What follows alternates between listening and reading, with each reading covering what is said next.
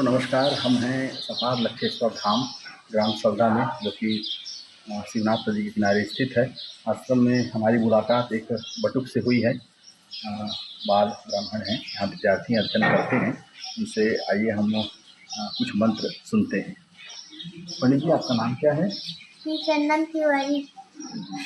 पंडित जी, आप कुछ मंत्र हमें सुनाने का प्रयास करिए।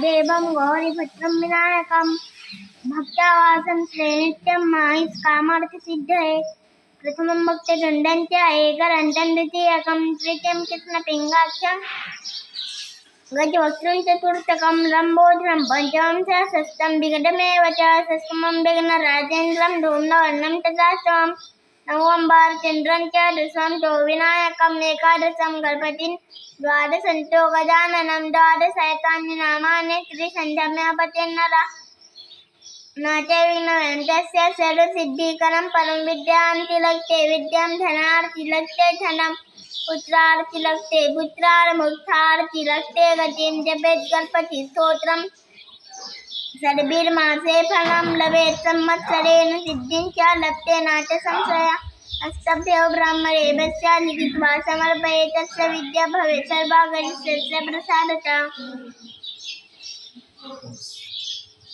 गणानां त्वा गणपतिगुं हवामहे प्रियाणां त्वा प्रियपतिगुं हवामहे निधीनां त्वा निधिपतिगुं हवामहे निधीनां त्वा निधिपतिगुं हवामहे वसो मम आहमजानि गर्भदमत्मम जाति गर्भदं मा गायत्री दिस्तुक जगत्यनिस्तुक पंच्या सह व्रेयत् कृष्णया ककुशोतिभिः सम्यन्ति त्वा त्रिपदा जासुष त्रिपदा अन्न वाले फिरे रखते नारस्मिंद्र।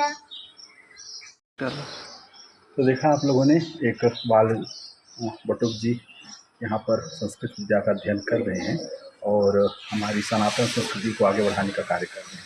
तो हम आप सबके समक्ष आएंगे एक नई वीडियो के साथ।